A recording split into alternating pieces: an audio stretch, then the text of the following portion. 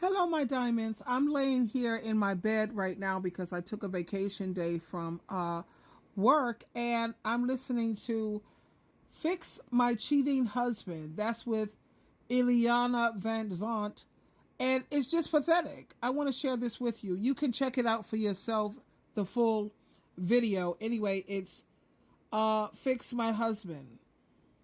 Tonight, he's the pastor. She's the pastor's wife, but Wait a minute. Hold the phone, Jesus. Let me see if I got this. they're living a double life. Your wife sitting there, and over here is your mistress. It wasn't supposed to be like this. A marriage on the brink. Why would a woman, as sweet as she is, want to be with a man who's been with 20 other women? The ultimate betrayal. What are you afraid is going to happen? That I'm gonna lose my wife forever. Let it up. Let it up. No, don't cover it up. Let it up. Just how many secrets will he... Now, this dude has cheated on his wife 20 times, and he's a pastor, supposed to be a minister in the church. And the women that he's cheated on his wife with, they still go to the church. One of the women that he cheated on his wife with, now he's been with his wife for 20 years. They have 3 children. These are big kids. They kind of, I think at least 15, 12, and 9 years old. And she's sitting on here crying, looking for pity.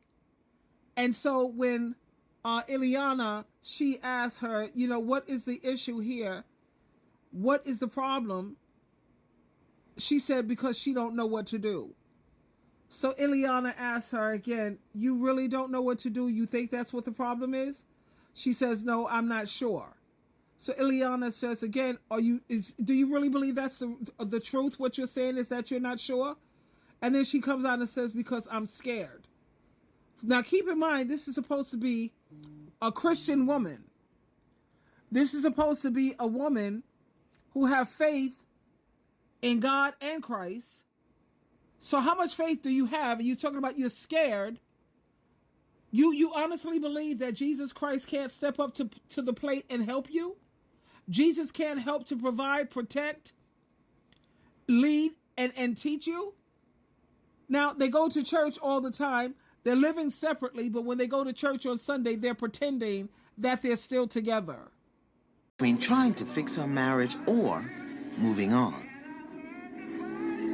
Oh, stupid she looks. So I'm on my way to see Natasha. She's the wife that wrote me about her troubled marriage.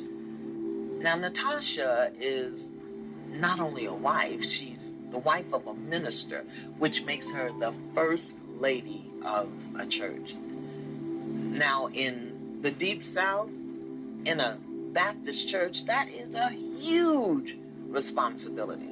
But what I want to know is if Natasha's ready to step out of the image into the reality of her life. Okay. Do you get that it's okay if you're not okay? I've never heard that before. Yeah, because I think sometimes as black women, we make ourselves okay with stuff that just ain't okay. That's right. Hello. Yeah. What is going on in your life that you were motivated to write me? I have been separated from my husband, who is a senior pastor, for 8 months. We've been living separately, but in public we act as though we're still married.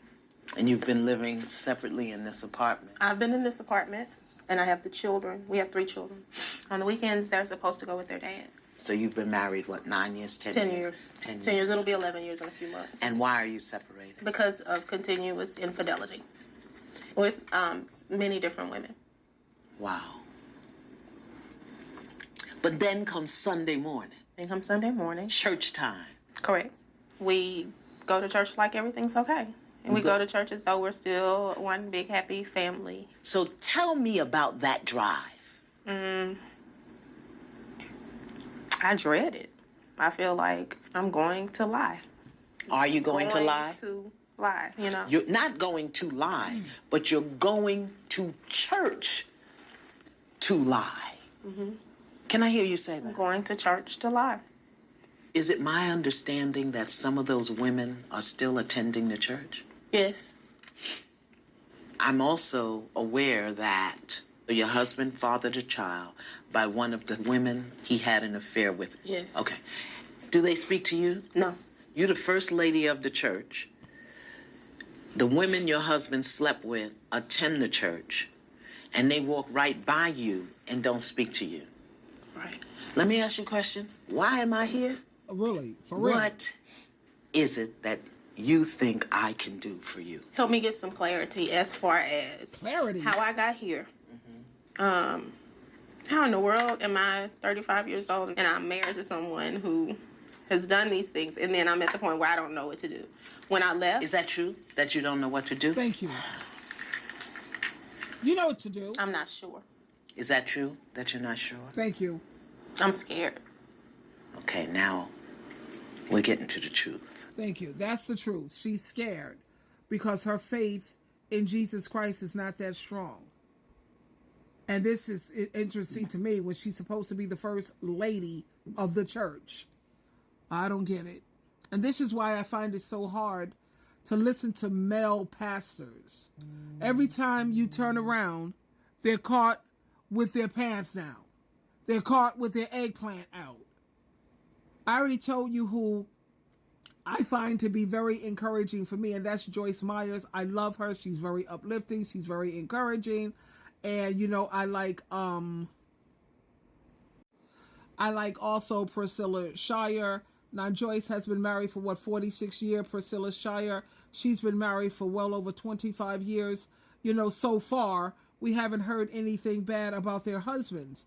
However, it's like women can't trust these men. I don't care. You know, the Bible says what God put together, let no one pull apart. It's obvious that God didn't put her together with this so-called pastor. He ain't no real pastor, honey. And I know people are imperfect and they make mistakes. But over 20 times, you know, laid up with somebody else. And then he says his main concern is he's afraid because he don't want to lose his wife. He don't want to lose his caretaker. All those other women that he was laying up with, they're not trying to sign up for a permanent deal. They don't want the full-time job. A lot of women don't want a full-time man. They want the play part. Come and see me once a week, pay some bills. You know, you got like 3 or 4 of my bills that you pay. You come over, maybe for a couple of hours. We get busy. I cook a nice dinner, have a little wine, and then poof, go back to your workhorse. Go back to your caretaker. Go back to the men. Hang on to their dummies. They're not going to let go of their dummies. That's obviously what he sees her as, a dummy. And another thing that I don't get when it comes to these churches, when these women have problems, they're supposed to be a first lady. She's supposed to handle all these women. These women shouldn't be going to no male pastor. They have women deacons. They have women who are first ladies, or the women who are supposed to be taking the spiritual lead in the church. So you shouldn't be sitting up here in no back room with no pastor, or a pastor who's always up in some woman's face. No, sweetheart. No. If I was a first lady, trust and believe, I would tell my husband, I got this. It's a female. Females helping females. I would also set up a female group inside the church where women can help support women and take care of women. This dude is not concerned with really losing his wife. He's, like I said, a caretaker and his church. He's more concerned about losing his church, his reputation, his position. He don't give a damn about that woman or his kids. So like I said, you can check it out and hear his side of it, because personally, he's talking about what his gift is as a pastor. Yeah, whipping out your eggplant with as many women as you can whip it out with. That's your so-called gift. No man have no business, especially a married man, up in no woman's face. Women take care of the women, and men take care of the men. Twinkle, twinkle, twinkle.